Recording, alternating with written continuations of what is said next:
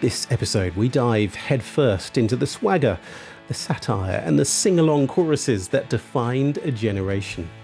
In the 1990s, Britpop crashed into the charts with guitars turned up, accents unapologetically British, and lyrics that turned everyday life into anthems. From Blur versus Oasis to Pulp, Suede and beyond, it was more than a sound, it was a whole attitude. This is Start Here, the podcast from the Associated Board of the Royal Schools of Music with me, Alexis Ffrench, that really is about getting under the skin of a genre. I'm a classical pianist, composer and producer and can talk endlessly about those worlds, but what about the world of heavy metal, disco, Brazilian music even? I'm excited to get into all of these genres on this series of Start Here.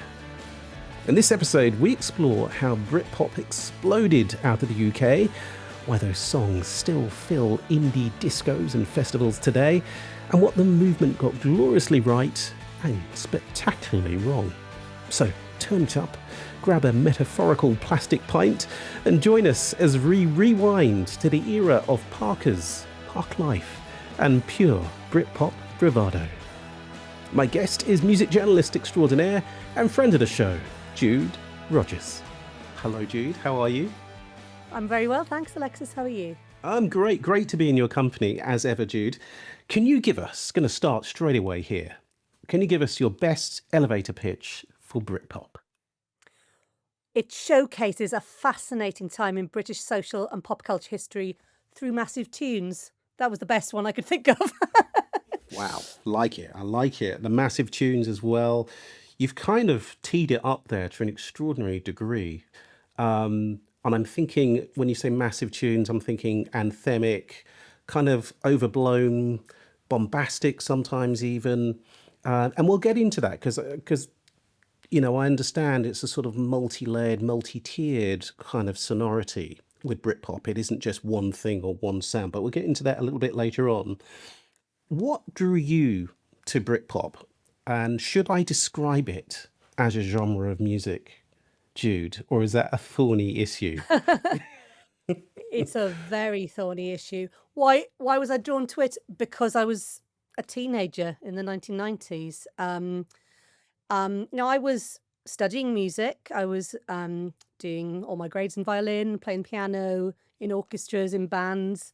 But I was always fascinated with pop music, as I think I've said on these wonderful podcasts before. And suddenly this very new feeling, distinctive, kind of British pop music started to appear. Yes, the genre title. You know, a genre suggests, if it was folk or country or another kind of genre related to popular music, certain instruments, a certain feel. And you do have some of that in Britpop, but it's also about an approach to music. It's about your particular perspective as a British musician from where you are. And that comes through carrying influences from the British music of the past. But the term itself, there's been a lot of debate about how the term originated or how it was rubber stamped in the 1990s. The term had been used in passing in pop magazines back to the big British pop music boom of the 60s. But there was an article in a magazine called Select, which was the brilliant big pop music magazine of the early 1990s, but it was quite wry and funny and clever, like a grown-up smash hits magazine for anybody who remembers that. And it had this big article about the best of British music, and that was as a reaction to the very popular wave of alternative music in America at that time, which was spearheaded by grunge bands, basically. So you're talking Nirvana and Pearl Jam, and bands who have, they're quite unruly, they've got long hair, they wear big jumpers, they play guitars, they're quite sad and miserable. And British music and British bands were maybe a little bit more optimistic about trying to define an identity away from that music. And when you're a 15-year-old girl, that's really attractive when you're growing up and trying to find your own identity. So that's what drew me to it. Yeah, and I can see why. How did they do that then? How did they go about establishing their own brand sonically, stylistically, culturally? How did they do that? What makes Britpop distinct, as opposed to other sort of music from the 90s, guitar music from the 90s? What is that thing? So first of all, it was alternative music, first of all. And by alternative music, I mean indie, which we refer to today, which in itself is a knotty genre, but independent, away from the mainstream, um, not trying to create music for the masses, but maybe for the slightly geekier, nerdier kids. Mm, That was definitely an attraction for me as well. Um, you had the kind of people who would stand out in school were the yeah. people who were in these bands. Especially when you think of the bands who earlier on came to be seen as the originators of pioneers of Britpop. No bands like to be called Britpop, by the way. We have to establish that first and foremost. Like bands in lots of genres, but one of the first big bands who had a very distinctive British identity was Suede. This is a band that formed in Haywards Heath, near Gatwick Airport in Sussex, in the late 80s, with Brett Anderson, a very flamboyant singer, kind of quite androgynous, Bernard Butler, fantastic guitarist. And they wrote songs about British lives, kind of landscapes, cityscapes, sexuality. It was grimy and grubby, but also very glamorous. And this was a world away from Nirvana, a world away from. It felt very British, maybe a little bit of influence from, sort of a kind of British kitchen sink drama, kind of bands like the Smiths, big indie bands of the 80s, but also they were really influenced by Kate Bush, people who are very interested in beautiful, grand, epic tunes. So you had them. You also had bands like Pulp, who'd been around for a very long time. Pulp formed the year I was born in 1978, and they didn't get successful in any major sense until I was 15. They were also a band that had this very distinctive sound, very distinctive lead singer. A lot of distinctive lead singers is important to this mix as well, um, who sang in their own accents, who sang observational lyrics. But it's interesting, kind of in terms of talking about what makes up Britpop. Some of it is to do with lyrics, and some of it is to do with music. The musical elements. Musical elements are harder to define, really. Yeah, Um, and it would be interesting to sort of peel away at that. You mentioned Pearl Jam, you mentioned Nirvana, I think you mentioned Pulp as well. I'm just trying to get a sense of the sort of musical canon and chronology. If we take some of those, the big hitting bands, from the 80s, and we could draw a kind of like a sort of musical arc to those bands who might inhabit the Britpop sensibility or the Britpop sound. I'm also interested in what came before Madchester, I think. yes, absolutely, big part Madchester of and, that. and Sugar. Yeah, Could you speak to those, please? The musical canon and also what came before, directly before. of course. So, um, the bands that influenced Britpop, that had a very distinctive British identity, yes, definitely um, the Madchester bands of the turn of the 80s and 90s, the Stone Roses, who hark back very much to a 60s guitar sound, lots of influences from the more psychedelic music of the 1960s.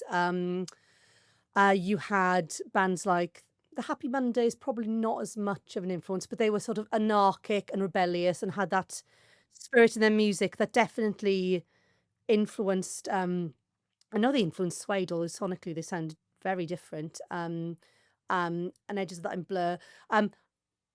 Before them, I should back to the 80s. The Smiths were a huge band for British independent music.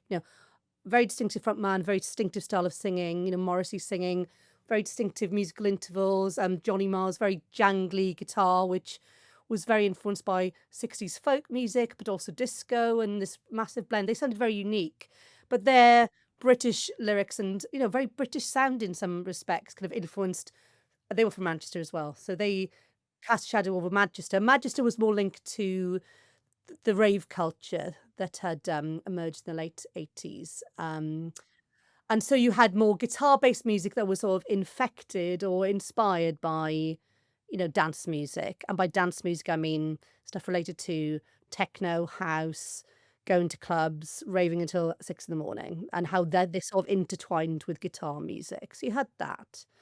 The Madchester kind of scene also had some bands that were a bit more quiet and reflexive, like the Lars, who'd had a song called There She Goes, which Oh, I is remember that very well song. known. Yeah, Yeah. beautiful song.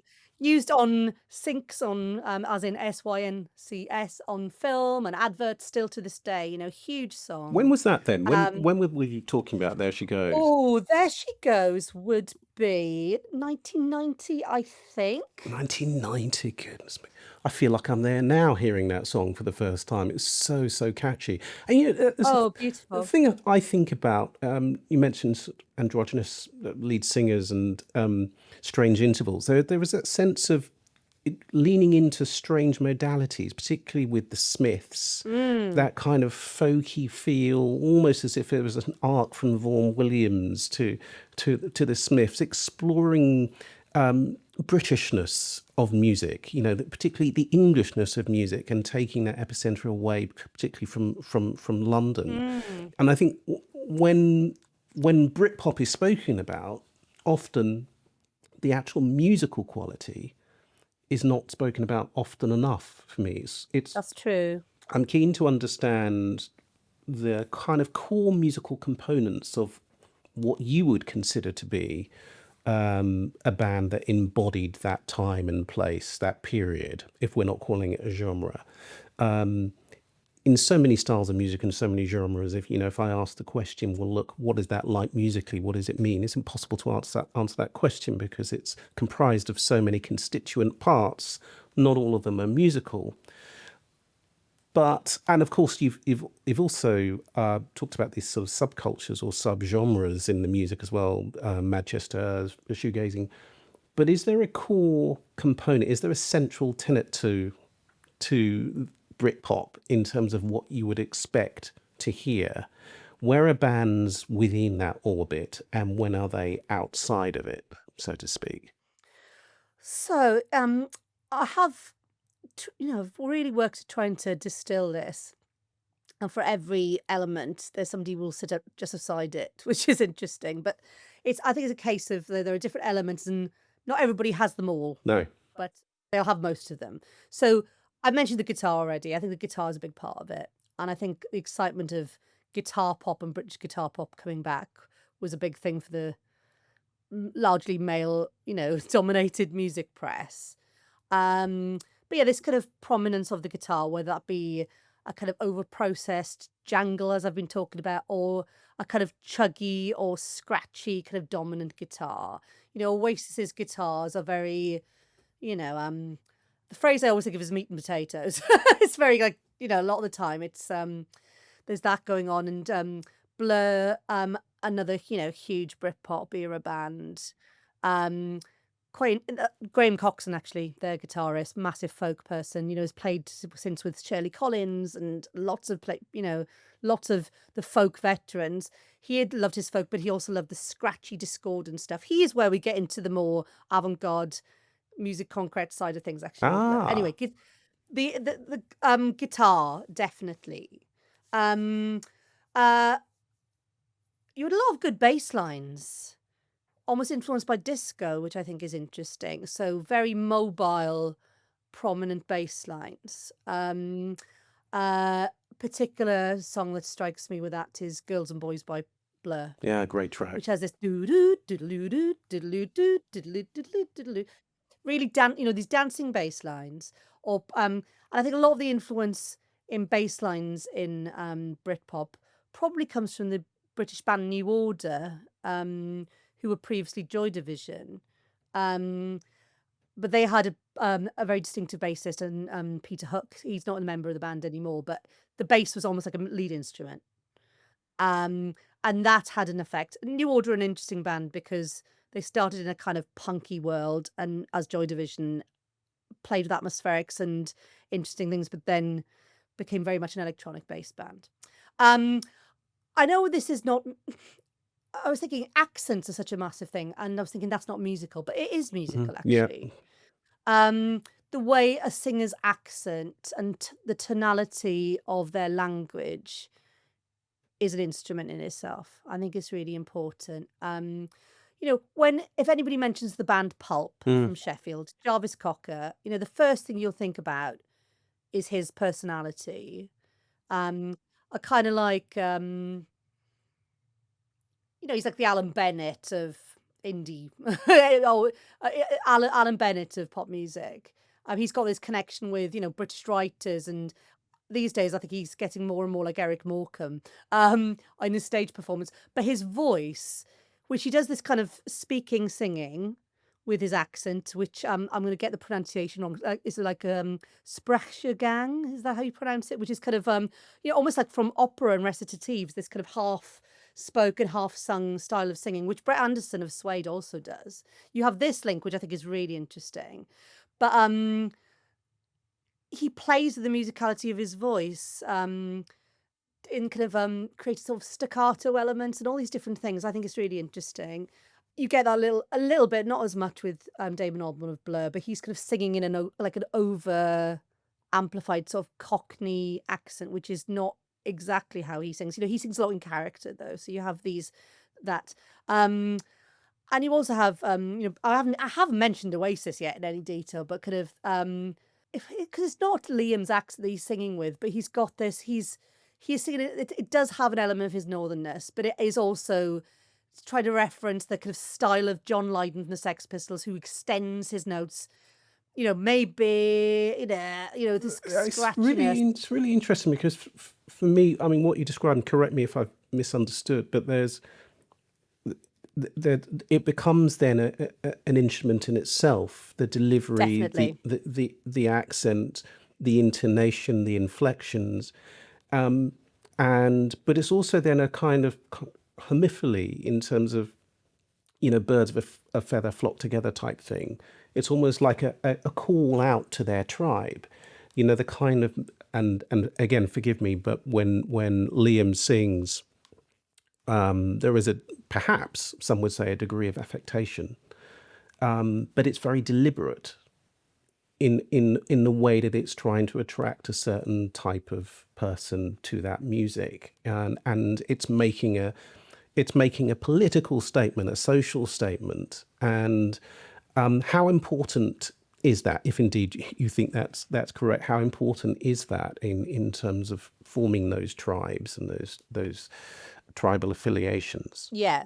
Oh, I think very much so. I think Liam is also, he's got one of these, quite kind of marmitey voices, I guess. I remember when I first liked Oasis, and I absolutely was knocked over by Oasis when they came out. They were so exciting and dangerous and glamorous, and his voice had that sneer to it that was so connected with John Lydon, but also John Lennon. He was this mix of the two, which I thought was fascinating. These two very distinctive kinds of vocal delivery mashed together in this one person.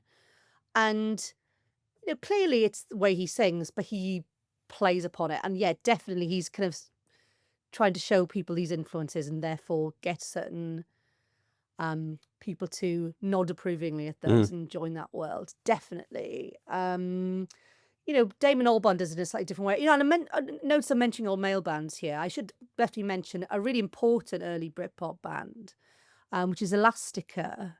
Now, this was Justine Frischmann was the lead singer. Fantastic vocalist. And they were a band, and this will could come on to my next point, kind of references to music of the past and nods to them for points of cleverness, but also to try and recreate a sort of energy that was in those times, in that music. Elastica were a band that were very influenced by a couple of bands from the late 70s. There's a band called Wire, there's the Stranglers, who are probably best known for songs like Golden Brown, but they also did much more aggressive attacking songs like No More Heroes. Elastica had to kind of give some royalties to these bands because they'd copied some of their songs. But that is not to say that that first album by Elastica still sounds absolutely incredible and really fresh, even though its influences are worn very strongly, very noticeably on its sleeves. But she has a voice which is, she sort of sings in this monotone and it's a bit like this. And it's, again, a bit spoken and singing, that combination. But and quite masculine, or not masculine, not pretty. And that was, and even that the content of what she's singing about is, people's lives, but it's also, there's a real interesting musicality about her voice. It's quite, like, sounds like quite a low instrument. I've always thought it's kind of like an oboe or a bassoon or something. It's got this real depth to it. But their music was very, very choppy and chunky and energetic. And yeah, there were 3 women and a male drummer. They looked amazing. Yeah. And how much of this then, and the word itself, you mentioned the word goes back to the 60s, but at the period of time that we're talking about, who was really pushing this Britpop tag? It wasn't the bands themselves, and if not, was it the journalists? Was it the media? And what purpose did it serve? It was music magazines. I have had the great privilege in my life of working with the Select magazine editor at the time, wonderful man called Andrew Harrison, who now runs a podcast company called Podmasters, and they do lots of wonderful podcasts. And, he was just like, I'm just bored stiff of this very dull American music, and there's all this great music with distinct personality going on in Britain. It was his idea to do this big piece, and then Stuart McConey wrote that piece, who was now BBC radio DJ and, does the Freak Zone programme, which is about far out there music. And but there was a longing to kind of recognise, stuff that's gone in Britain. And I think we'd had in this country the same government for a long time. There was a rebellion against that. So you had lots of teenagers like me, like, Margaret Thatcher became Prime Minister just after my first birthday, and Labour were elected when I was 19. So there were lots of people who'd had the same government for a long time. And a lot of these bands also were from, not all of them, but some of them were from working class backgrounds. And there's this idea that through music, these working class perspectives could be talked about in songs and then maybe connect with some people. And what was amazing when I was, in my mid-teens, is this stuff was crossing over to the charts, to the mainstream. Damon Albarn's family were kind of middle class, but you had Oasis and Pulp, particularly, from working class backgrounds. So that there was that energy in that music. It was, this do-it-yourself, make something from what we have kind of energy about it, which was really, really exciting. And you have that indicated specifically in lyrics of certain bands like Pulp's biggest album, Different Class, which is from 1995, which has Common People on.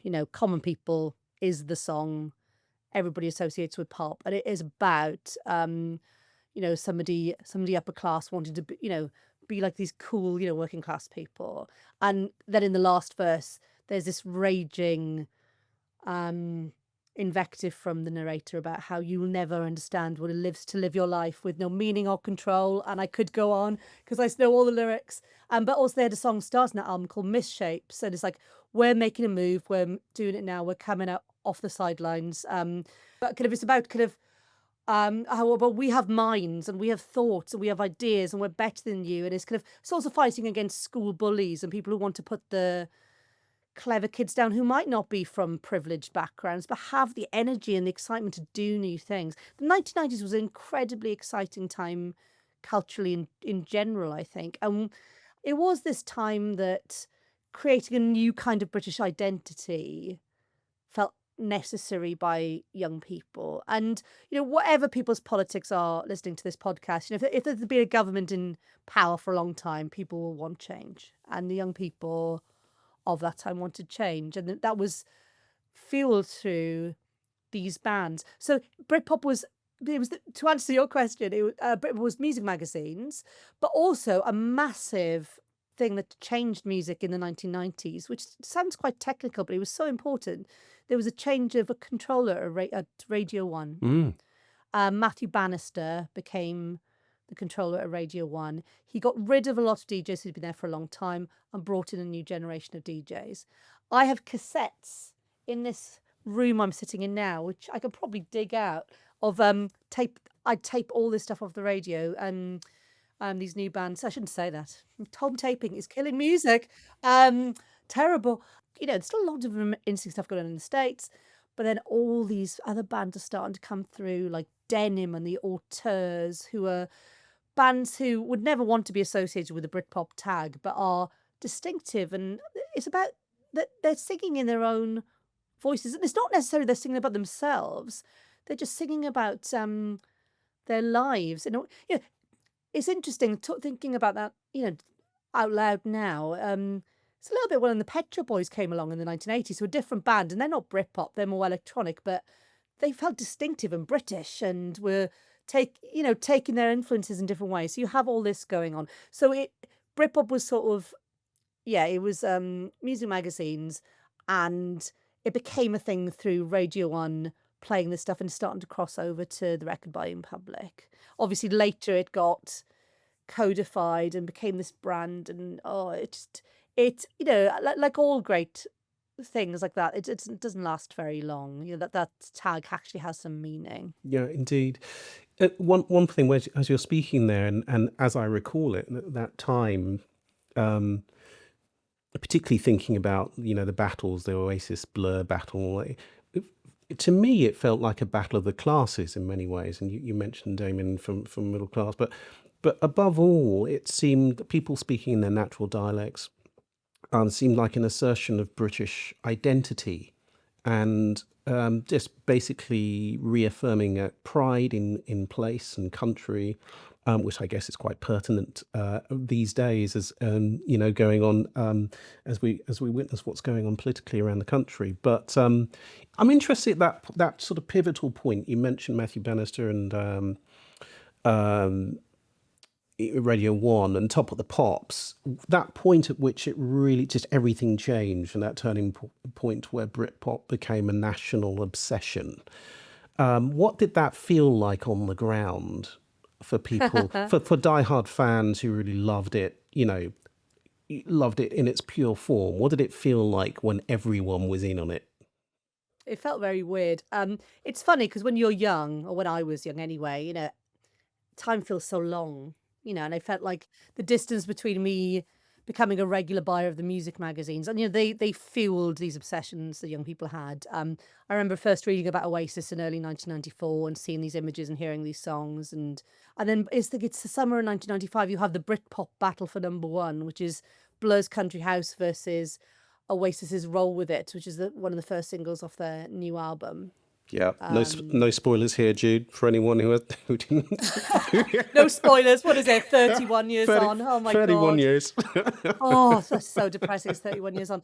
But I remember this is funny. I was at the Edinburgh Festival with the West Glamorgan Youth Orchestra when that, to link with the ABRSM. I think just on my grade 8 with ABRSM. And no, we were on this played the Edinburgh Festival with the youth orchestra. It's a wonderful youth orchestra we had, which is state school funded, absolutely amazing. Gosh, place. do you remember those days? Oh, it was just the best. It was the best. Sunday night, I remember that Sunday night, there were loads of us hanging around in one person's room with a little transistor radio to hear who'd got to #1. And it had got turned into this North versus South thing very quickly. Oasis being from Manchester, Blur being from kind of Colchester and East London, and also that was about class as well. It was, the working class boys from the north and the slightly art school, mid class boys from the south and all this kind of stuff. The main thing was both the songs were pretty dreadful, and I knew at the time, as a massive fan of theirs, even though I wasn't particularly cynical and I was quite doe-eyed about, these gorgeous bands, but I thought those songs were dreadful at the time. A lot of music of this period, and in terms of like referring to past great British genres, a lot of them hinted back to glam rock as well. Some of Oasis's best songs hint back to the glam rock of Mark Bolan's T-Rex and early Bowie, exciting, colourful, androgynous, flamboyant music. But Oasis, to me, to my ears anyway, in songs like Roll With It and Cigarettes and Alcohol, actually, which is from their debut album, just became laddish and I know those two songs. I don't know all of the Oasis songs, but I know those two. you're very lucky. And do you know what you used a term earlier? You used the term meat and potatoes, and I would describe those two songs as really falling into that category. It's just very typical. But on the other hand, it could be the work of an astute songwriter who knows their audience and is able to tap into that sensibility. There's nothing too challenging there. It's quite pleasing sonically, and I think that's perhaps a common denominator in all of their music, regardless of whether one likes the songs. Something I'm keen to touch base on, you mentioned this before, political context, Thatcher and Blair, was that term cool Britannia. Oh God, And yeah. when I think back to that kind of like ghastly time when I think Blair, not that I'm not going to give away my feelings about Tony Blair, but just that when the bands were somehow appropriated for political ends, particular Oasis, I think I'm right in saying that. Cool Noel Britannia. Gallagher went to number 10 for a kind of, there was a big reception for people in the arts. And there's a very famous picture of Noel Gallagher shaking hands with Tony Blair. Damon Albarn was invited, he didn't go. I don't know if anybody else was invited. Was it helpful, that Cool Britannia tag, in helping to promote British music around the world, or was it something that you cringed at? I cringed at it, and I don't think it promoted it. Not a lot of these bands had success in the US. Oasis didn't really cross over. It's funny, their recent tour, they have been out in the States and done quite well now. Yeah, done really well, yeah. But they weren't that big a deal in the US at the time. Yeah, song 2 was the first thing. Pulp just didn't really connect in a mainstream level. But it's interesting, these bands, if some of the other circumstances hadn't been the same, the push for the music press, the desire for a distinctive British music and the radio stuff, it probably would have stayed as, all the alternative music of its time. Like how, the Smiths did have some success, but I think they only had one or two, maybe even one top 10 single. Their albums did well, but they weren't a massive here or the band. States? In the UK, they were still an alternative band. They were not the mainstream. But these bands were, at number. There were obviously other people at number 1 of the charts as well. But Pulp's Common People was number 2 for most of the summer that came out in '96. They were stuck behind Robson and Jerome's cover of, I can't remember what song it was. Something that was very, schmaltzy or whatever. But they were massive. That song was massive. The Smiths were nowhere near that in the 80s. But obviously they were more of a cult band around the world. And I think Pulp now, Pulp are back and recording, and their recent record is fantastic, doing whilst touring around the world. I think whether that Cool Britannia tag had a long influence, that might be the case. But I think a lot of people did just find it a little bit cringy. I think people just wanted, a lot of the time people were just using it as a sort of authenticity shorthand. This refers a bit to the 60s. The 60s were really cool. That always happens with any kind of historical revisionism. The certain elements are shored up and told you this is what the 60s was like, and then you ask anybody who lived through the 60s and they'll tell you the real picture and how mixed it was, and how certain things didn't still connect with certain communities or environments. So yeah, I remember there was a picture of Liam Gallagher and his wife or girlfriend. I don't know if she's his girlfriend or wife, saying Patty Kensett, under a kind of Union Jack blanket or something like that. And all the Union Jack stuff that started to bubble through that time was, obviously problematic, and it even felt like that a bit at the time. I'm a Welsh person, so kind of thankfully I sit outside debate about the English flag, although I have my opinions on it, of course. Well, I do remember a time when the Union Jack was associated with the far right National Front, but at the time of the Britpop stuff, just me being fairly young at that time. I don't remember thinking it was in any way problematic. It just seemed very much such a kind of vehicle, commercialized vehicle, so synonymous with the music and these bands. It didn't feel politicized in that sense, and didn't feel problematic to me. Obviously, when one looks around at flags now around the country, there are certain conversations that come to the fore, and a very occasionally sort of divisive rhetoric. But I don't remember those same conversations at that time. I think in the music press, it was a big debate in the early 90s because Morrissey did a show at Finsbury Park supporting the band Madness. And Madness are a wonderful band, but Madness, there's a fringe in their fan base who sometimes cross over with the Yeah, skinheads. I'm aware. Yeah, Yeah, of course. And but he took a Union Jack on stage with him, Morrissey. This is 93. no, this is And '93, right? yeah, and I remember there was a lot of debate about this in the music press. This is when I was starting to read the music press.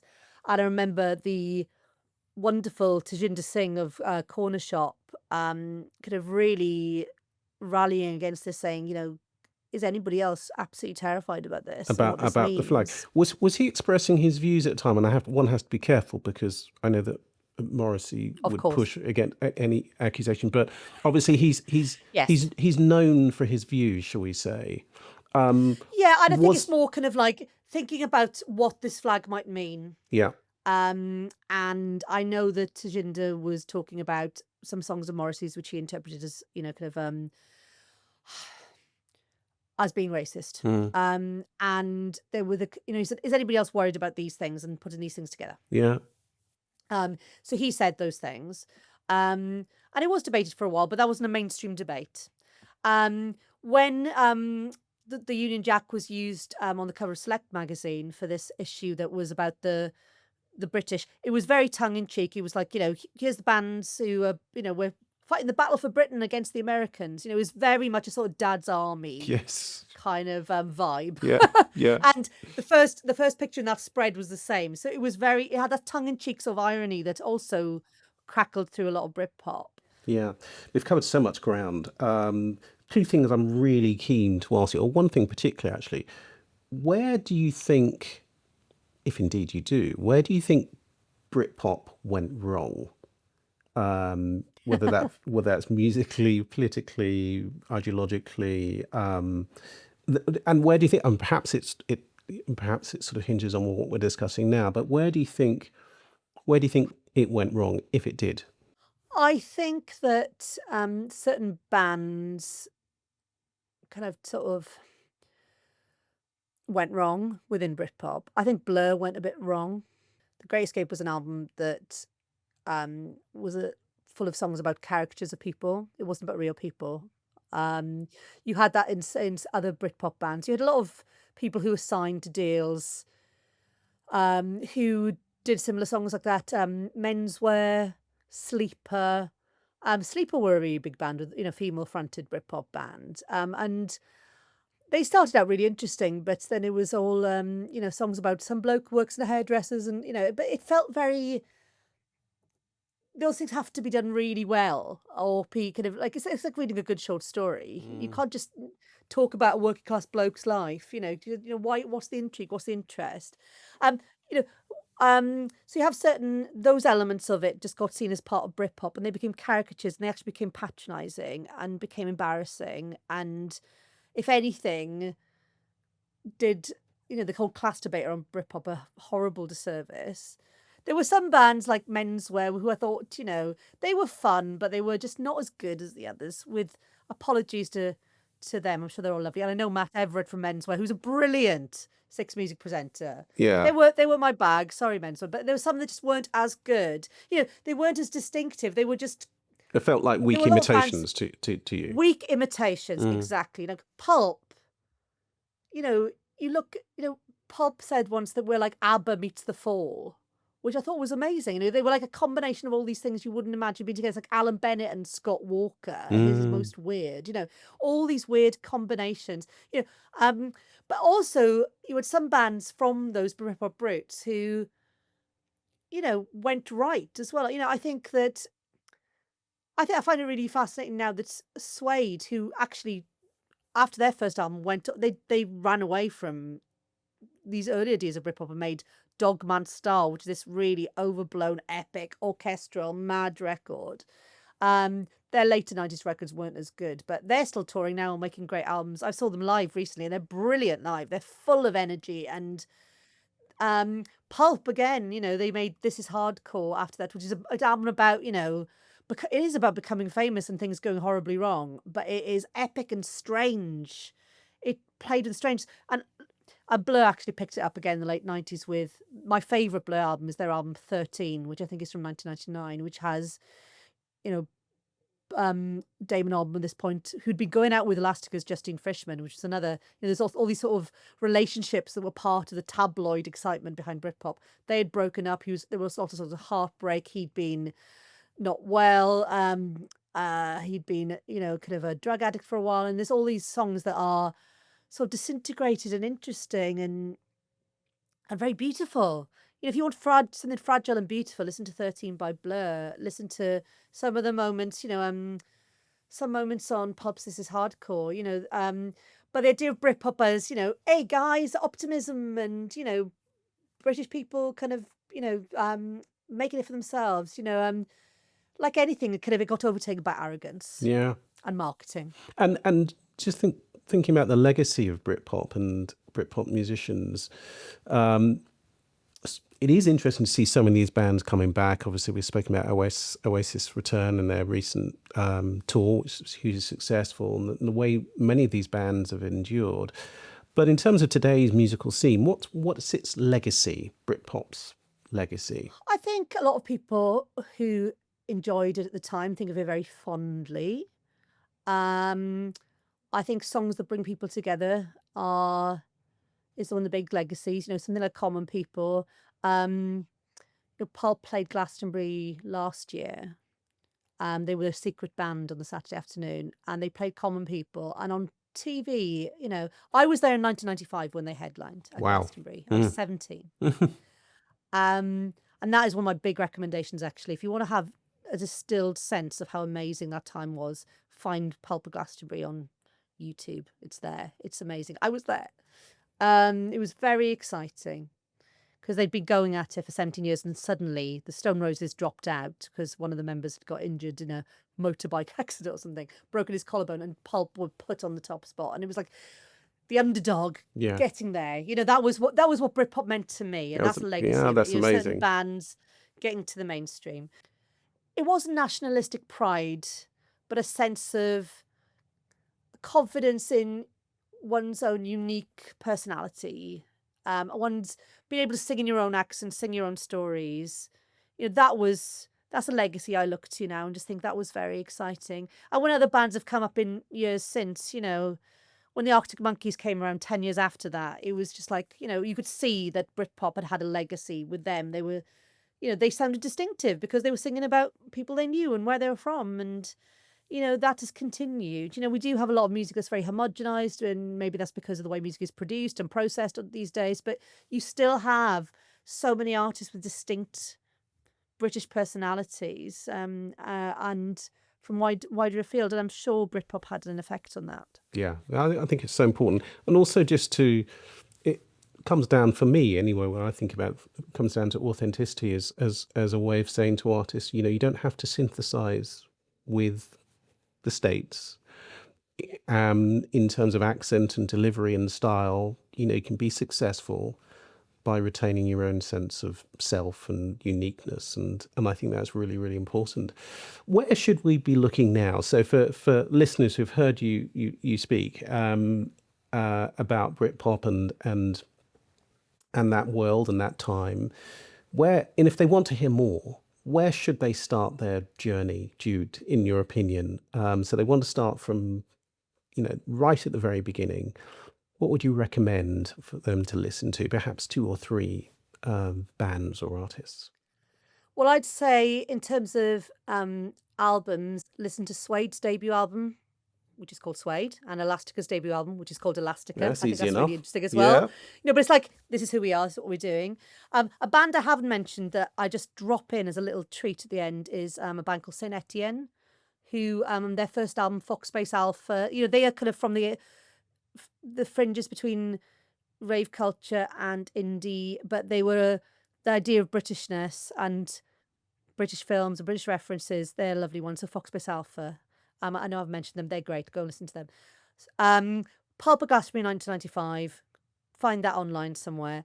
Also watch the Oasis documentary film Supersonic, which came out a couple of years ago. And I approached it with cynicism, having been a massive Oasis fan who was in love for a year and then that love died. It's brilliant, and it shows where they're from, what they went through to be there. It's really interesting.